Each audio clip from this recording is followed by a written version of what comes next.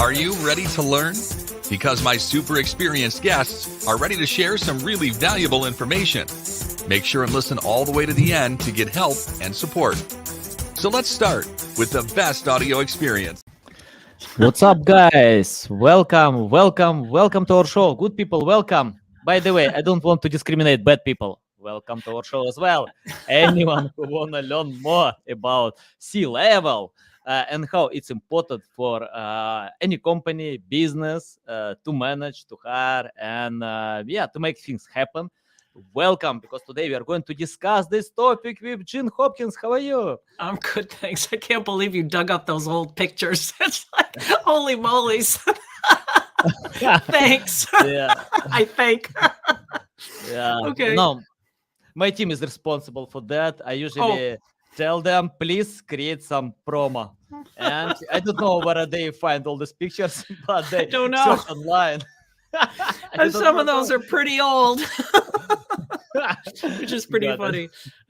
Okay, I'll tell them. Okay, Jeanne, before we start, just tell more about yourself, experience, background, and why you decided to share with us about this very important topic. Well, I am sharing with you because you asked me to, so we can get that out of the way. My experience is I have about 3 decades of marketing experience. I started in public relations, moved into demand generation, and really have been concentrating on the B2B tech space in a variety of different companies, whether it's selling to IT folks, DevOps folks, those kinds of things. And marketers. I've been, a marketer selling marketing tools to marketers for some time. So I get when you're trying to create demand and you're trying to grow a company and grow some revenue, how difficult it is at times, because sometimes your audience doesn't even want to talk to you ever, particularly DevOps peoples and engineers and anybody in IT. So trying to break through and actually have a chance to be able to talk to them is different. It's a different mindset, and you have to think that way, and you have to have the right subject matter experts on your teams to be able to break through the clutter. And podcasts like this is a great way to do it. Yeah, agree. I love podcasts. It's a good way, to build relationships, to grow your brand. Let's talk about marketing. Can you tell from your experience? Yep. How to create marketing strategy? It's not like, I see the biggest problem when companies copy competitors. They check out how competitors get traffic, how competitors get sales, and do the same. But, if competitors are good on YouTube, and if I have no experience with YouTube, so why I need to film videos? So it's better to consider my strong sides and adapt to customer preferences. Your insights, how to find the right or create the right marketing strategy? Well, there's an order of operations here. And in that if you don't, first you have to look at the addressable market. What is the addressable market? It can't be everything for everyone, right? So what are you going after? So typically this is a startup as you're trying to figure out your strategy. And then the next thing is you want to be able to have a product that fits into that addressable market. And you want to start testing the ability, does that product have product market fit? Is it something that the customers actually want? At that point, when you have like 5 to 10 customers under your belt and you have a better understanding of what these customers are looking for in terms of your product market fit, then you can start working on your go-to-market strategy.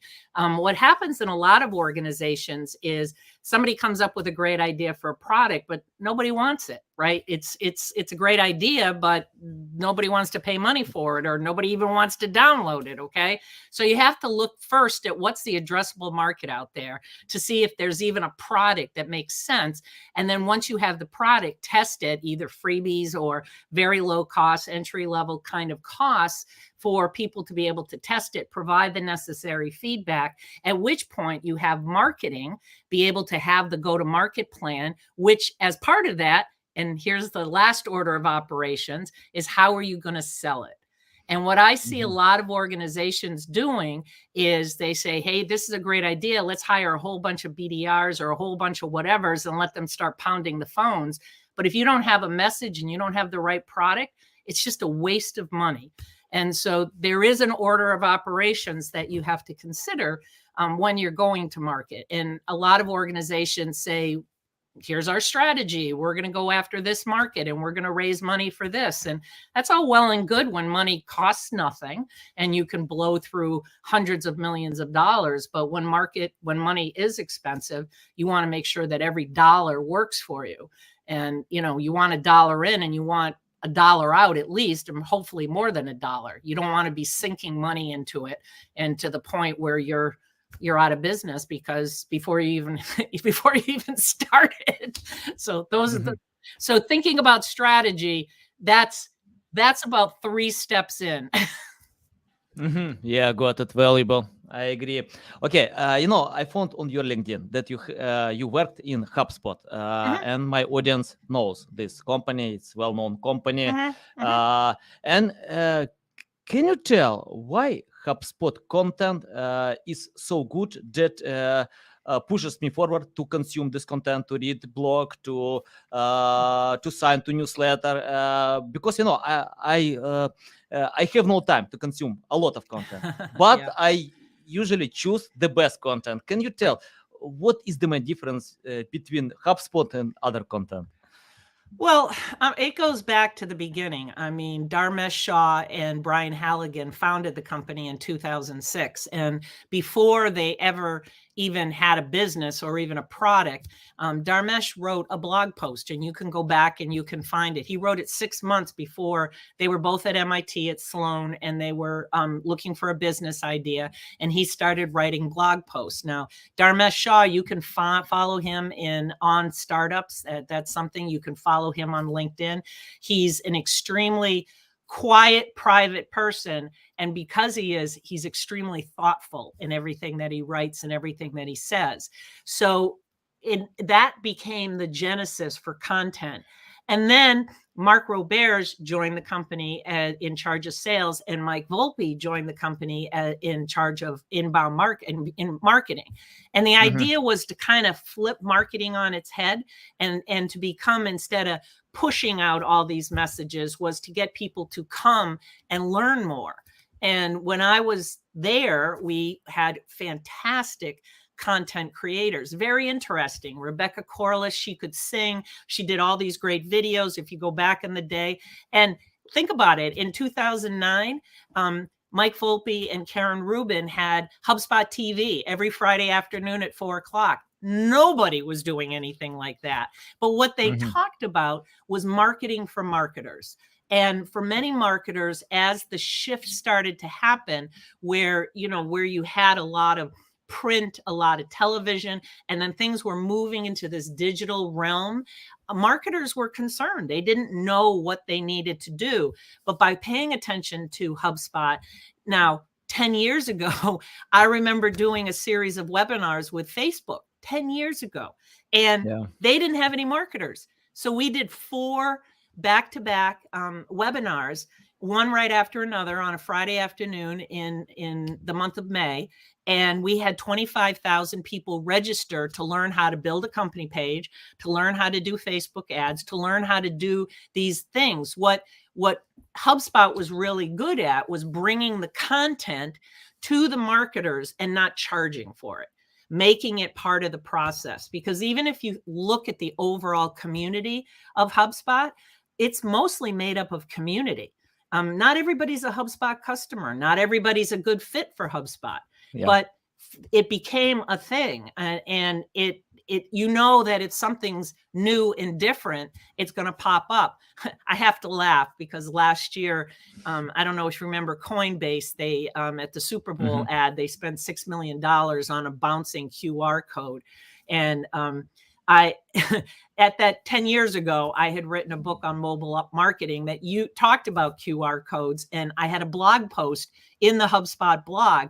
They didn't have anything else for content about QR codes. They resuscitated that blog post because it still lives, right? It still lives in that environment, and they updated it a little bit. But the point is, they're delivering content that's relevant consistently to their audience. They know who their audience is.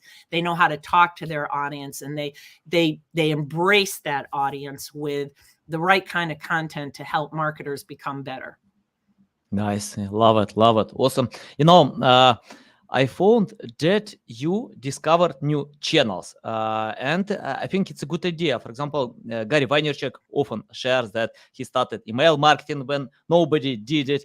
He started Facebook, YouTube, TikTok when Yep. nobody did it. So Right. yeah, it's a good idea because if all channel is overwhelmed, you need to compete with many others. So it's hard. Right. Uh, can you tell how to find these channels? From your experience, for example, you posted about QR code, you tested many different things. So, any insights how to find new channels today? Well, that's a great question. What I do is I really like new technology, and I will take a demo of any type of new technology. There's a great tool out there called User Gems that I learned about last summer.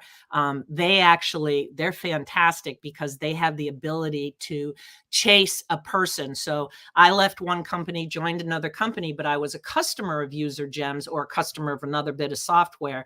They have the ability to find out where I went and be able to reach out to me in my new environment. And when you're looking at databases deprecating at roughly 5% per month, by having that tool to be able to find people, customers, customers, satisfied customers, to be able to find them in a new environment. And when they're starting a new job, they probably want to bring something on that they're happy with in the new environment. So over the years, I have software, I have different things in my tech stack that I really like and bring with me typically to a new environment. But it's more a matter of being open. And I think one of the challenges for many marketers is you're stymied sometimes by your internal IT department because they don't want new things in the tech stack. Maybe you don't have the budget, but it's good to learn those things. And if you go to a virtual event or you go to a live event, to actually check out what's going on in the booths, to be able to learn if there's something new out there. Now, not everybody that's new has money to be able to go to those events. So belonging to groups, there's so many groups on LinkedIn that don't cost you a penny to belong to, but just kind of paying attention. Not everything is super hot. I mean, think about it. A year ago, 2 years ago, everybody was all hot on Clubhouse. Well, where is it now?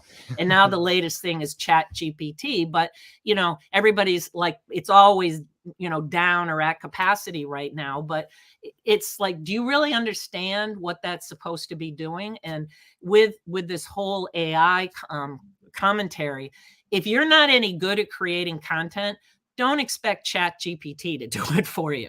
You have to be a darn good editor to be able to provide the right prompts, to be able to have the right information, to be able to have content that's relevant, that doesn't sound generic.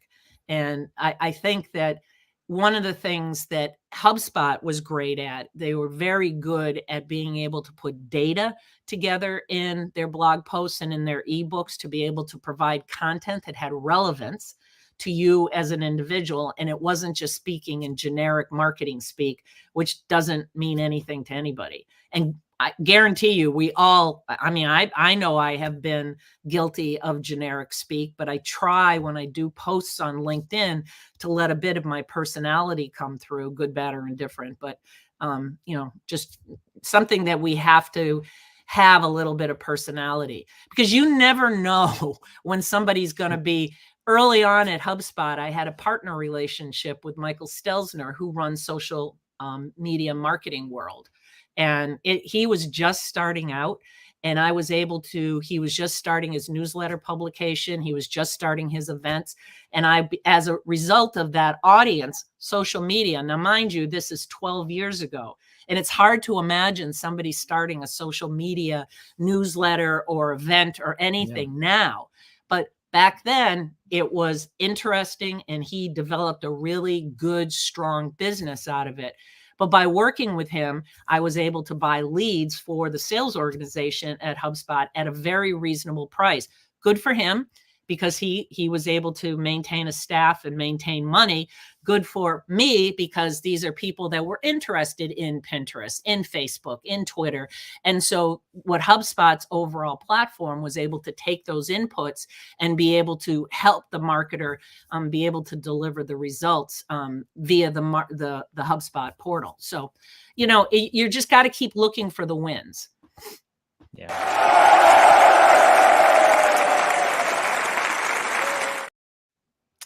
That's so valuable. Yeah, I agree. You mentioned 2 times about finding great ideas, and I found bad marketers can destroy any great idea, and smart marketers can implement any bad idea. So it depends on the team. And our main topic about C-level fraction. Can you tell how to find great marketers? Because it's a big issue with my clients. It's a big issue with my audience because marketing takes time. It's not like overnight success.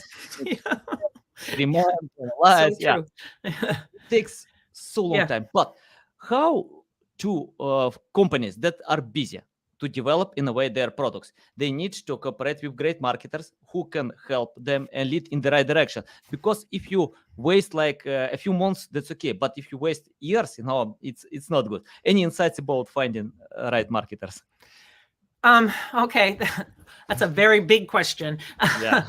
First thing I would say is when you're looking at a marketing organization, you want to make sure that they're not just doing activities for activity's sake. You know, more Instagram posts don't necessarily translate into more leads for your organization. So you want to be able to look at your channels to see how much effort are we putting against it and what are we getting back. That is data. That is being comprehensively thinking about math. And my experience has been that many marketers are great at brand or ideas or creativity and that sort of thing. But in reality, what organizations are looking for now is revenue marketing. Is what you're doing delivering, have the ability to deliver revenue? And therein lies the challenge for many marketers, because all of a sudden they have a quota on their head. They're being asked to work hand in hand with the sales organization, an organization that typically doesn't really like marketers all that much, because marketers don't necessarily understand how difficult it is to be able to sell. So some of the things that you should look for, you should look for a marketer that understands data, that understands how to go into either Google Analytics or your HubSpot CRM or something to be able to develop dashboards that align with what's going on.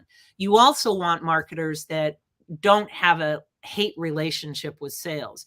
You want them, like, for example, before I went to work for HubSpot, I wanted to talk to Mark Roberge because sometimes salespeople can be kind of mercurial. You know, they can be up one day and down another day, but Mark was very on target with math. He's actually in engineering. He has an engineering undergraduate degree. He has a master's degree from MIT, I believe. And but he thought in terms of math. If we get 100 web visits, we're going to get, 60 form completions of that. That's, and how it turns into a lead and being able to understand how it ties back to revenue. Now, everything is not a lead. Form completions are just form completions. Website visits are just website visits. And email opens are not an indicator unless you have a very clean CRM.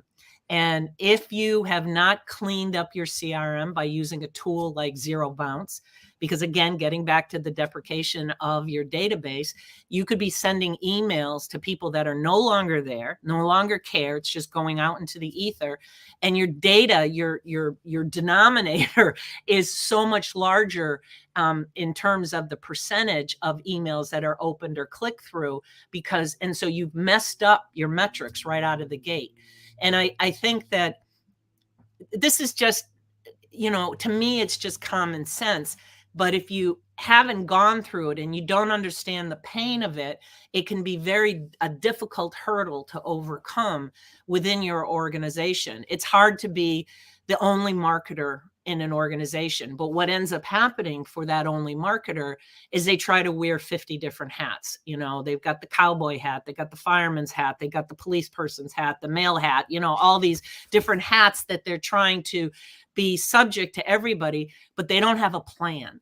And I think that if you start to think about it at HubSpot, Mike Volpe, wicked smart guy, he wanted us to work in 2-week sprints. So you knew that you had X amount of hours to be able to execute. What were you going to execute against? How were you going to report on those sprints? So tying it to the engineering effort, the development effort of what was going on. And to me, that instead of this, boundless calendar, at some point we will deliver blah, blah, blah, blah, blah. If you said by the end of 2 weeks, we're going to do this, this, this, this, and this, it was a forcing function to get stuff done in an economical way. Yeah, awesome. Yeah, love it. Okay, you remind me one story. Once I spoke with webmaster who lost 400,000 traffic a month because Google dropped ranking positions on his website, but he didn't lose any sales. So he got this huge traffic without monetization, without sales. Can you tell how to unite marketing strategy with a buying persona? Because you shared a lot to learn customers, to understand their pain points. But how do I know that my content can help my customers and lead them to buy in some sunny day? Well, in typical product marketing fashion, you can go to Pragmatic Marketing Institute, and they've got really good programs, and they have a really good template to look at who owns what in an organization in terms of the selling function and the buying function. But I think that there's a couple things you can do as a marketer. You can start calling customers. You can talk to customers. And this is one of the things that they advocate on the product marketing side, is talking to customers and understanding why did they buy. And then closed lost, talking to it's hard. It's difficult. Somebody doesn't buy from you, they're unlikely to pick up a phone. But if you had the ability to offer a gift card of some sort, and you probably could bribe them into talking to you just so that you had a better understanding of it. But one thing that I have found that works in some organizations is what I would call the voice of the customer meeting.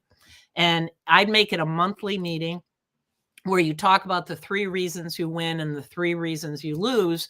And you have the product team on one side of the boardroom table, and you have direct sales, indirect sales, tech support, customer success, marketing on the other side. And each team member goes, these are the 3 reasons we win and the 3 reasons we lose. And if there is a product roadmap, or you're constantly evolving the product, this gives you a chance to hear it from customer-facing team members.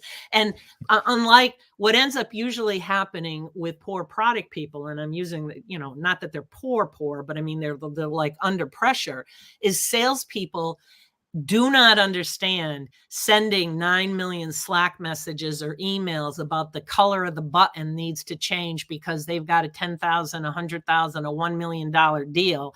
That's not part of the product roadmap. Sales is very in the moment, and as they should be. Marketing is thinking ahead a quarter, I hope at least, and kind of planning out the next 4 quarters. But the product roadmap is really visionary. And dealing with the problems in the here and now and playing whack-a-mole with the sales organization means that the product managers in a development or engineering environment are really, they're trying to be nice. They want to be nice, but to them, it's like, you guys don't get it. I can't give you a green button. If I give you a green button now, we're not going to have a feature that you guys have been screaming about for 6 months. They don't understand the horse trading that sometimes has to go on with some of these organizations. Yeah, awesome. Okay, let's talk about finding the right marketing channel. Marketing is huge. Many different approaches, a lot. Yeah. And I love it that you use something that nobody used before, like webinars, many other stuff. So that's great, to be first, because when many others will come, so engagement is low. If I remember, like Gary Vee told, when he started email campaign, he got 100% of open rate, and a lot of sales. Today, I don't know how to get even 40% because it's hard, really hard. And can you tell how to find the right marketing channel? Okay, I learn customers, I understand their pain points, but how do I know that this marketing channel will work for me? You don't, unless you try it.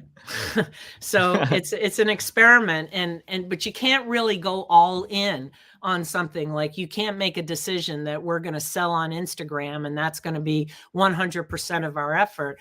You need to test it, and you need to test it and give it a long enough time frame, not longer than 30 days, right? You test it for 30 days, and if it doesn't work, then pull the plug. And then if it does seem to be working, then go 90 days and then make a decision.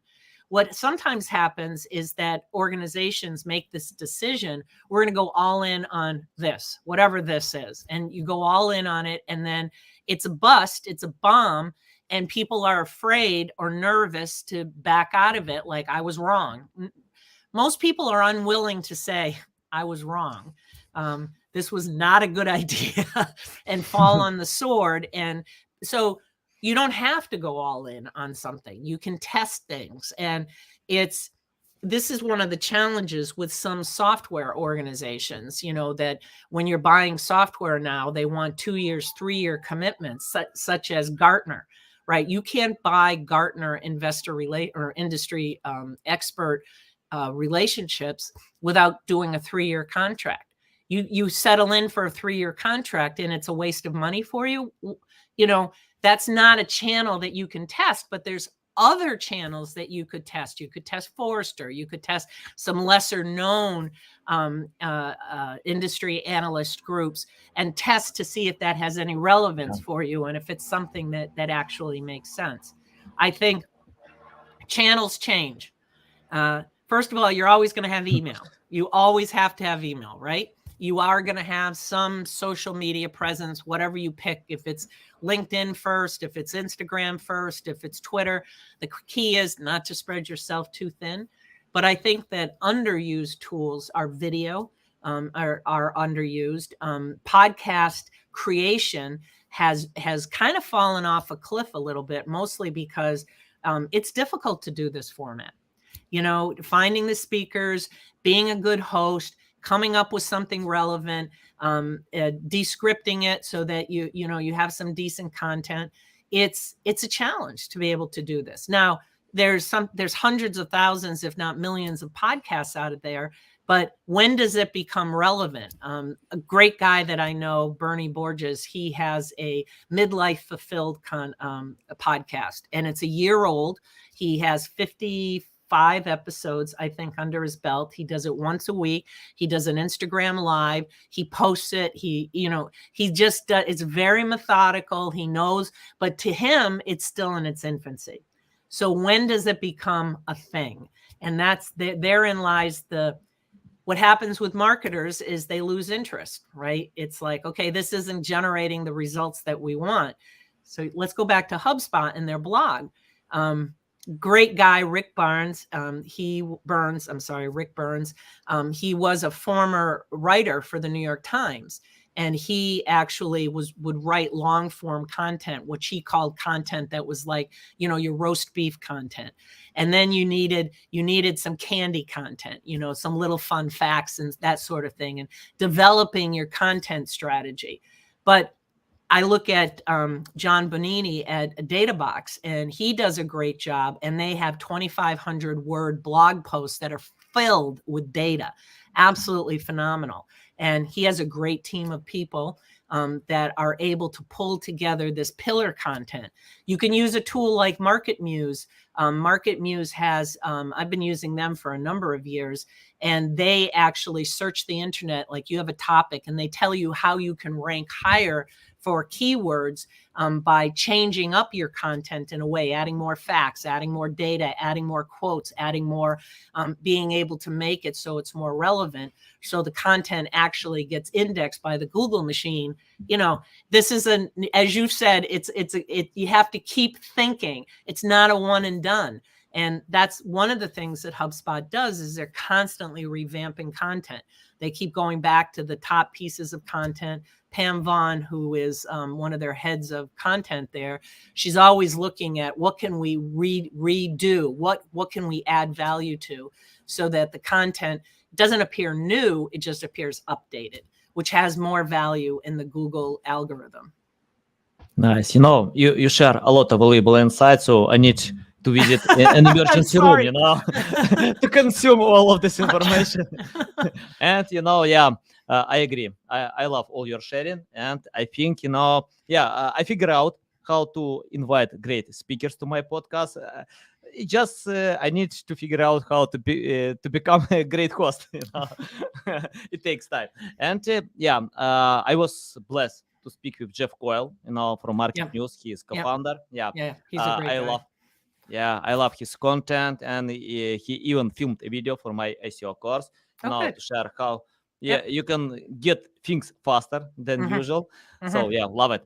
Okay, Jeanne, I have the questions about we touched about learning customers, pain points, and I found when companies getting this data about customers often limit their possibilities, because sometimes we have experience, we have intuition, you know how to make things happen, and testing is more about intuition. Okay, let me try it. And I found many great influencers don't learn a lot about customers because they share content about themselves to unite with products, and it works well. So can you tell how to find the balance between data and intuition? Well, a good thing to do is take a test. You know, if you use like 5 seconds or something like that to be able to get a sense of the value, your value proposition, I'm going to say approximately 100% of the time our guts are wrong. And if you don't test it and actually map it to some degree of math, your intuition's wrong. You know, your idea that's a great color. Yeah, I love purple. You know, I think purple's great, but you know, a lot of people don't like purple. So it's like, what is it for me? What is it for the brand? And what is it for the customer?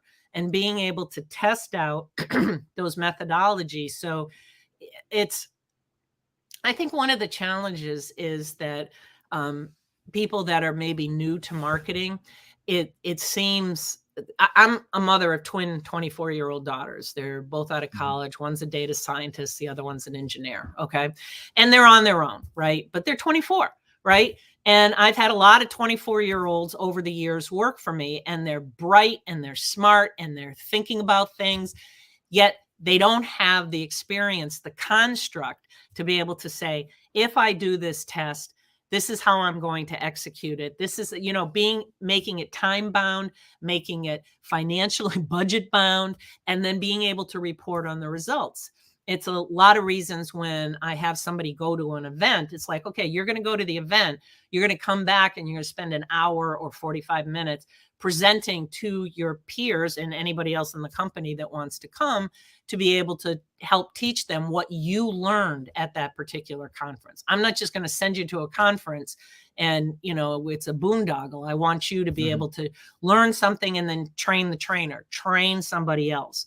So I think that it's challenging because many young people are afraid to make the wrong decision because they don't have enough experience, or maybe they don't have the right manager that gives them that they need to have the trust of their manager to make sure that they don't feel like they're going to get kicked in the stomach for doing the wrong thing.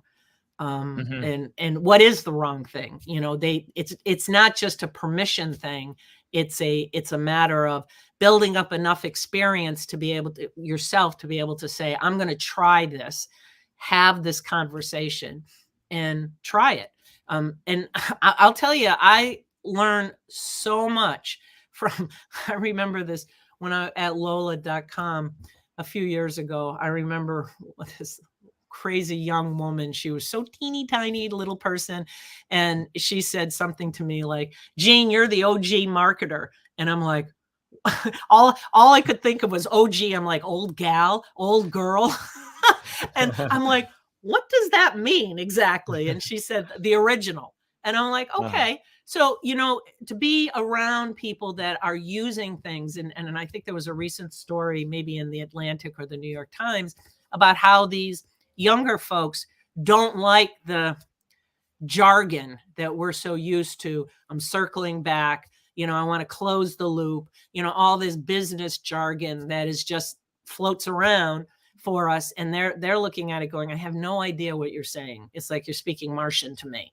And we, as older executives, we just use this because it's just part of our muscle memory. It's a anachronism in our particular speech pattern. But they're listening to us going, huh? So I think you can learn a lot from younger people. And being able to let them, because they know a lot more. They're they're digital natives. They understand it. They see things that other people don't see, that they're not going to get up to your level in the organization. But I think it should be a responsibility of every member of the team to bring something new, a technology, an idea, bring something new that hasn't been done before. And I think that's a responsibility that we have as the OGs. Yeah, nice. By the way, my 12 years old son usually edits my videos on TikTok. I don't know how to do it. I have 3 designers in my team, video designers. But TikTok is on my son's hands. Yeah, that's funny. That's great. That's good. It's good that he's helping you out. I hope you're paying him. Yeah. I tried to count how many times you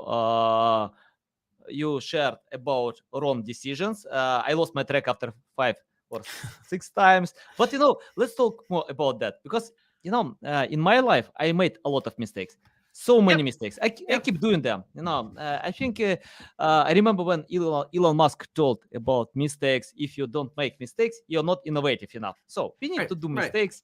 In marketing, it's experiment, testing. It's not even failing. Can you list common mistakes that companies still do, and how to find a much better way to save time and resources? Okay. So I think there's many CEOs, COOs, CFOs that don't understand marketing. They could be a founder, they could be a technology founder, the technical founder of the organization, and they don't really understand marketing, and they think anybody can do it. And so they let people get involved in marketing decisions that aren't based on any form of reality. They hire a marketing person. That marketing person takes 6 months to be able to learn the market, be able to understand what the value props are, being able to socialize internally.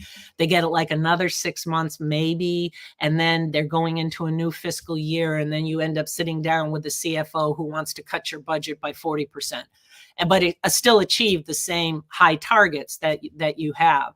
And I think the challenge is for a lot of marketers is I have an undergraduate degree in accounting.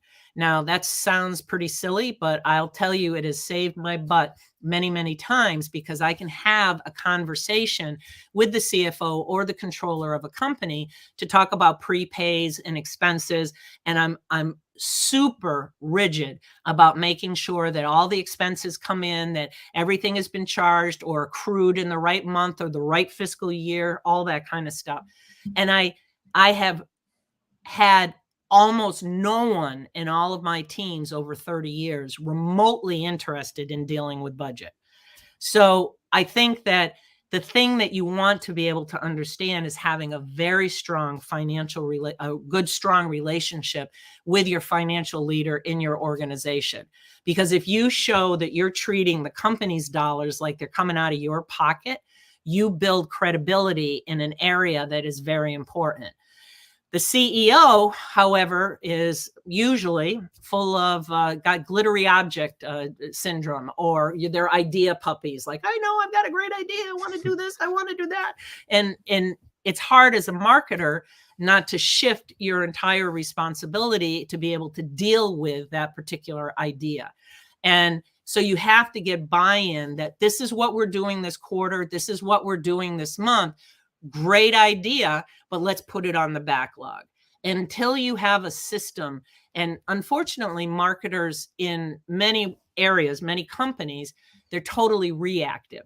That's all they can do is react to all this stuff that's flying at them, flying from sales, flying from product, flying from, just they're trying to deal with all that. And instead of having a plan and being proactive, because let's take 40 hours a week. Okay. Right off the top, 8 hours, you're going to eat lunch, you're going to go to the bathroom, stuff is going to happen. Then, so you're down to 32 hours a week, right? Another 10 hours is probably taken up with meetings at a minimum, right? I've been in many C-suites where I'm in an all day Monday meeting, for the whole day. And I know, really, and nothing is accomplished, but you're trying to, and then, so you're so far behind. So you have these meetings, so how much time do you have to get stuff done? And until you do that capacity planning for your team, you're going to have people that are going to be way overbooked. They're going to be at 120, 150% of their hours, and they're going to be scrambling to try to get everything done. And as a result, they're going to burn out or quit. And then you're going to have people that are underutilized, that until they have the ability to figure out when to ask for help. And I remember at Lola, I hired this great guy, Matt, we called him Des. And I could tell, because we sat in an open office, when he was struggling. I could tell, I could see the physical, like, how am I going to get this done? And I'd say, Des, you need to reach out to the rest of the team to see if they have any capacity to be able to help you.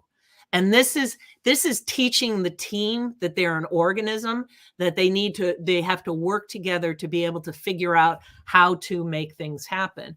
And I remember talking to somebody, maybe back in September or something like that. And I was talking to the CEO, and she said, well, if you come in here as the C-level person, what exactly is it that you're going to do?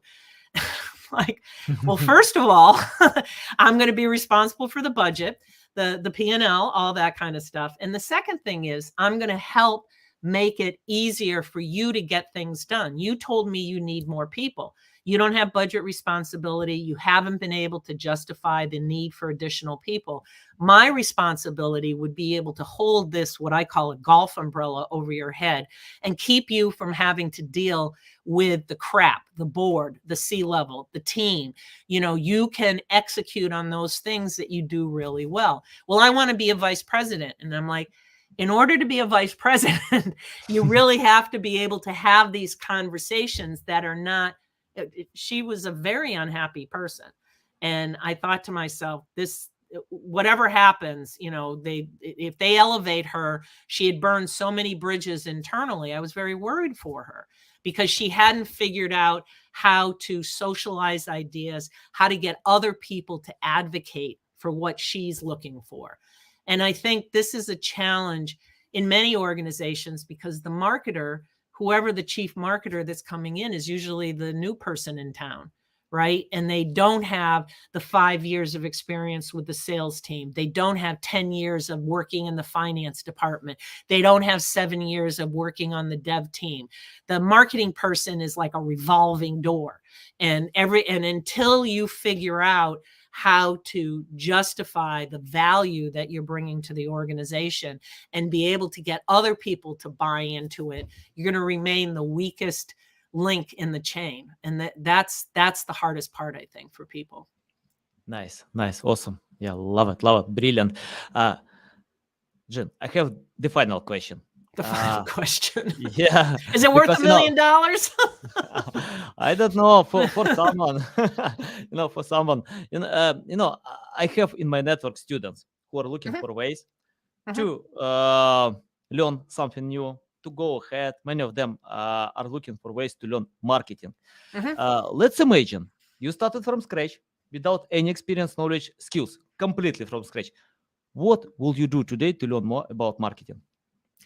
I think what I advocate for most students is learn how to speak publicly.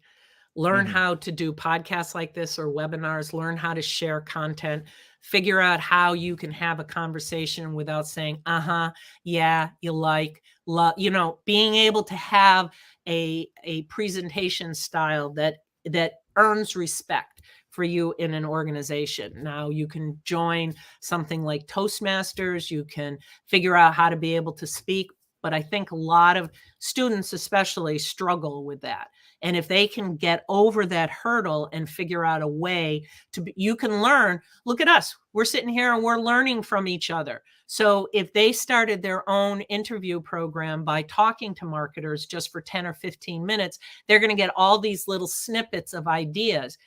But until you have the pain, until you've been fired, I've been fired, until that happens, it's not real. To them. And marketing is not a discipline that is easily taught without experience. Unlike accounting, it either adds up or it doesn't add up, right? And so one of the things that you want to be able to figure out, I believe, is how can you socialize ideas internally so that you get buy-in from other people? I had this great guy, Connor Gross at Lola. What a brilliant idea. This guy was just it was like, go, just do whatever you want to do because it's just great. And he figured out all sorts of these cool things. I've never seen anybody else have as many great ideas and figure out how to execute against them. You know what he was good at? He was good at building relationships. He built relationships throughout the entire organization. And to me, that was the most valuable thing that you could do if you're trying to learn marketing or learn anything, quite frankly. Nice. I agree. I love it. Jeanne, it's a big pleasure to get Thank on my you. show, to learn from you. Tell our audience the best way how to reach out to you, how to learn more about you, how to follow you. Well, you can go to LinkedIn. I'm on LinkedIn as Jeanne Hopkins, or you could go to Twitter and I'm there as Jeanne Hopkins. Nice, guys. You can find LinkedIn profile and Twitter in the description below. Listen us on Apple, Google, Spotify. Thanks again for your time. A big pleasure. welcome. Love it. So valuable. I'm pretty sure that people love it. Thanks, guys, for listening and watching us.